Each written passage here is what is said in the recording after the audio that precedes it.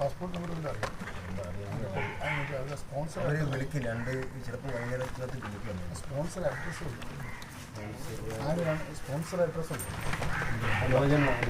അതായത് വൈദ്യുതി അഡ്രസ്സ് കിട്ടുന്ന കുഴപ്പമില്ല. സ്പോൺസർ അഡ്രസ്സ് ഉണ്ട്. അതുപോലെ അഡ്രസ്സും ഫോൺ നമ്പർ ഉണ്ടെങ്കിൽ നമുക്ക് പെട്ടെന്ന് പോയിട്ട് എംബസിയിൽ അറിയിച്ചാൽ എംബസിക്കാർ അവരെ ആ സ്പോൺസറെ ബന്ധപ്പെടും. അപ്പോൾ സ്പോൺസർ ഈ പാസ്പോർട്ടൊക്കെ ഉണ്ടാവും. അതനുസരിച്ച് അവർ പെട്ടെന്ന് ഇതിന് വേണ്ടിയിട്ടാണ് സാറിന് രാവിലെ മുതൽ ഞാൻ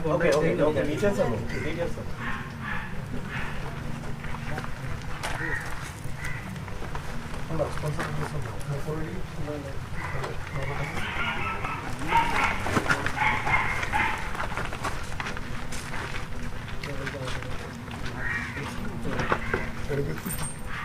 വൈഫിൻ്റെ പേര്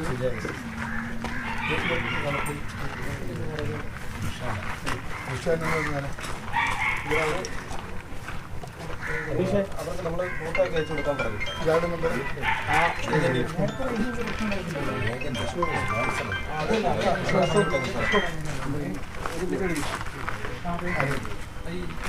അല്ല ആക്ച്വലി വിളിക്കാം. പക്ഷേ ഇന്ത്യയുടെ ഈ സുജാത സുജയ് കൊണ്ടുപോയ കമ്പനിയുടെ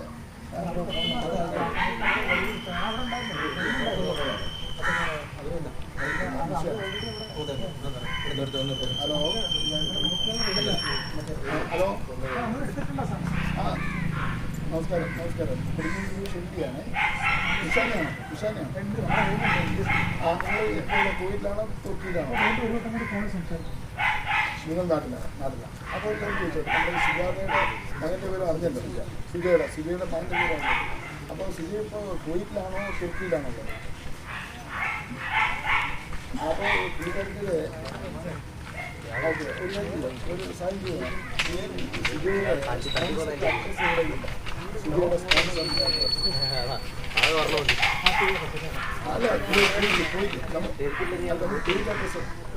അല്ല സ്പോൺസർ അതൊന്ന് അത്യാവശ്യം തരാം.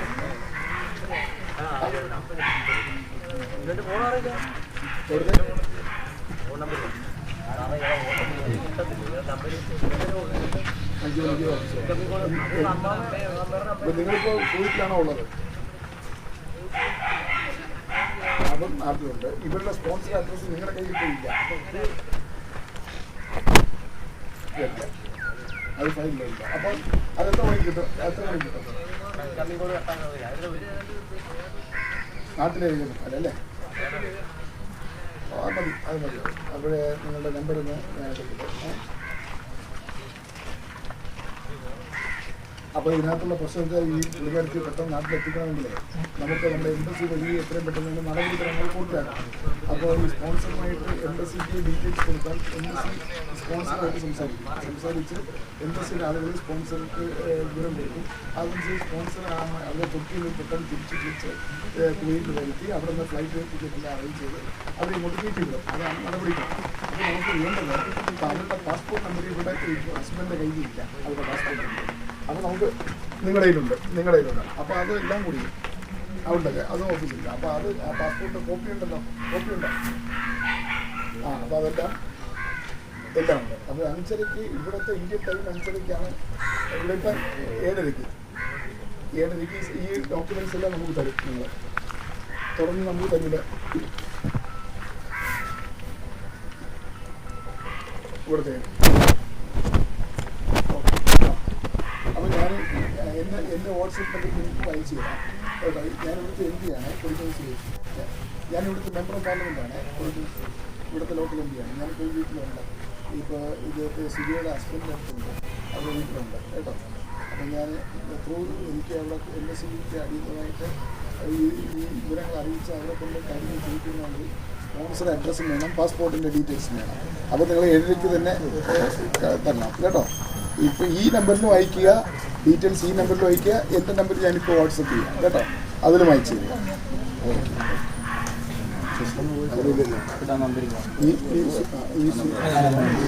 ഈ ഈ കുട്ടിയുടെ ഈ പറഞ്ഞ ഈ കുട്ടിയുടെ നിശാൻ അവരിപ്പോൾ നാട്ടിലാണ്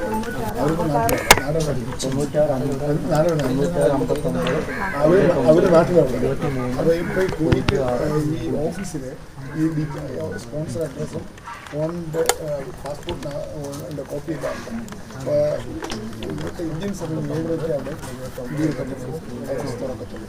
അപ്പോൾ സ്റ്റാഫ് വരും, അവരെ വിളിച്ചിട്ട് ആ സമയത്ത് എടുത്ത് നമുക്ക് ഷെയർ ചെയ്യാൻ അത് കിട്ടിക്കഴിഞ്ഞാൽ നമുക്ക് ബാക്കി കാര്യങ്ങൾ 8 മണിക്ക് ആ സാധനം കിട്ടിയാൽ നമുക്ക് ആ ഡീറ്റെയിൽസ് കിട്ടിയാൽ പെട്ടെന്ന് നമുക്ക് കാര്യങ്ങൾ തുർക്കിയിൽ നിന്ന് അവർ പെട്ടെന്ന് വിളിച്ച് വരുത്തി ഇവിടെ അതിൻ്റെ കാര്യങ്ങളെല്ലാം ചെയ്ത് നമുക്ക് എത്രയും പെട്ടെന്ന് ഇവിടെ എത്തിക്കാം കേട്ടോ. നീ ഒരു 12 മണിയൊക്കെ 13 വൈഫിൻ്റെ 13 വില വെച്ച് എത്ര ക്ലാസ് നിങ്ങൾ ഇന്ന് ഇവിടെ ഉണ്ടായിരുന്നു നിങ്ങളെ കൊണ്ടാക്കുന്നത് കൊണ്ടാക്കിയിട്ട് കഴിഞ്ഞ് തന്നെ വിളിക്കുമ്പോൾ ഞാൻ അറിയാം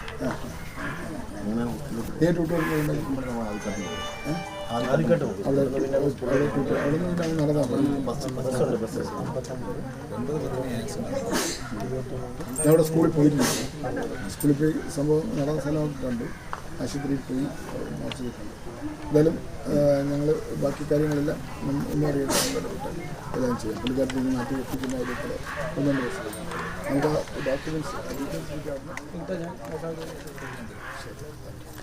മിഥുൻ്റെ അമ്മയെ സംബന്ധിച്ച് നമുക്ക് എന്തെങ്കിലും ഒരു പുതിയ ഇൻഫർമേഷൻ കിട്ടിയിട്ടുണ്ടോ? അല്ല, മിഥുൻ്റെ അമ്മ സുജ, ആ സുജയുടെ കൂടെ വർക്ക് ചെയ്തിരുന്ന ഒരു ലേഡിയെ ഇപ്പോൾ പരിചയപ്പെടുകയുണ്ടായി. അപ്പോൾ അവരുമായിട്ട് സംസാരിച്ചപ്പോൾ ഇവരുടെ കയ്യിൽ സുജയുടെ പാസ്പോർട്ടും ഇല്ല, സ്പോൺസർ അഡ്രസ്സൊന്നും ഹസ്ബൻഡ് കയ്യിലില്ല, ഫോണിലുള്ള കോൺടാക്റ്റ് മാത്രമേ ഉള്ളൂ.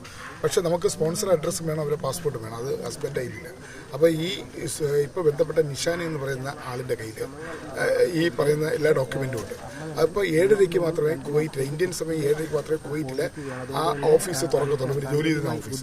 അത് തുറക്കുമ്പോൾ നമുക്ക് ഈ ഡോക്യുമെൻറ്റ്സ് എല്ലാം അവർ 7:30 കൂടി തരാമെന്ന് പറയും. അത് കിട്ടിക്കഴിഞ്ഞാൽ ഉടനെ നമുക്ക് എളുപ്പമായി. പിന്നെ നമുക്ക് ഇന്ത്യൻ എംബസിയിൽ, കുവൈറ്റിലെ ഇന്ത്യൻ എംബസിയോട് സംസാരിച്ച് അംബാസഡറോട് സംസാരിച്ചിട്ട് എത്രയും പെട്ടെന്ന് അവർ എവിടെയാണോ ഉള്ളത്, ആ തുർക്കിയിൽ ആണോ എവിടെയാണോ ഉള്ളത്, സ്പോൺസറോട് പറഞ്ഞ് അവർ എത്രയും പെട്ടെന്ന് തിരിച്ചു വിളിപ്പിച്ച് എംബസിയിൽ കൊണ്ടുവരിക.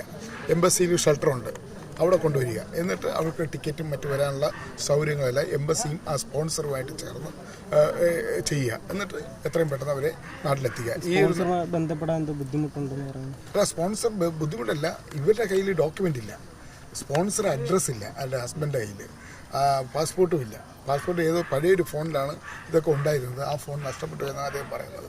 അപ്പോൾ ഇവരെ കൂടെ വർക്ക് ചെയ്ത ഒരു സ്ത്രീയാണ് ഇപ്പോൾ നമ്മൾ ബന്ധപ്പെട്ടത്, നിഷാന. അപ്പോൾ അവർ നാട്ടിലാണ് ഉള്ളത്, അവരിപ്പോൾ നാട്ടിലാണ് ഉള്ളത്. അവർ പറഞ്ഞ 7:30 കുവൈറ്റ്, ഇന്ത്യൻ സമയം 7:30 കുവൈറ്റിലെ ഓഫീസ് തുറക്കും. ആ ഓഫീസ് തുറന്നാൽ അവിടെ സ്റ്റാഫുണ്ട്, അവരുടെ കയ്യിൽ ഈ സ്പോൺസർ അഡ്രസ്സും ഈ പാസ്പോർട്ടിൻ്റെ ഡീറ്റെയിൽസും ഉണ്ട്. അത് 7:30 കൂടി നമുക്ക് തരാമെന്ന് പറഞ്ഞിട്ടുണ്ട്. അങ്ങനെ കിട്ടുകയാണെങ്കിൽ ഉടൻ തന്നെ നമ്മുടെ കുവൈറ്റ് എംബസിയുമായിട്ട് സംസാരിച്ച് ഡീറ്റെയിൽസ് അവർക്ക് മെയിൽ ചെയ്ത് കൊടുത്ത് എത്രയും പെട്ടെന്ന് എംബസി മുഖാന്തരം സ്പോൺസറുമായി സംസാരിച്ച് നടപടിക്രമങ്ങൾ വേഗത്തിലാക്കും. എന്തായാലും അത്തരത്തിൽ വേഗത്തിൽ മിഥുൻ്റെ അമ്മയെ നാട്ടിലെത്തിക്കാനുള്ളൊരു ശ്രമമാണ് എല്ലാവരുടെ ഭാഗത്തു നിന്നും, ജനപ്രതിനിധികളുടെ ഭാഗത്തു നിന്നൊക്കെ നടന്നുകൊണ്ടിരിക്കുന്നത്. വേഗത്തിൽ ഫലത്തിലെത്തട്ടെ എന്ന് നമുക്ക് പ്രാർത്ഥിക്കാം. വൈകുന്നേരം 8 മണിയോടുകൂടി ഭാര്യ വിളിക്കും എന്നുള്ളതാണ് മനുവിൻ്റെ പ്രതീക്ഷ. അപ്പോൾ എങ്ങനെയാണ് ഈ രാവിലെ വിളിച്ചപ്പോൾ പോലും എല്ലാവരും, അല്ലെങ്കിൽ ഏറ്റവും അവസാനം വിളിച്ചപ്പോൾ പോലും എല്ലാ സന്തോഷങ്ങൾ പങ്കുവച്ച ആ ഇടത്തേക്കാണ് മൂത്ത മകൻ്റെ മരണവിവരം പറയേണ്ടി വരുന്ന ഒരു അച്ഛൻ്റെ ഗതികേട് നമുക്ക് ഓർക്കാവുന്നതേ ഉള്ളൂ.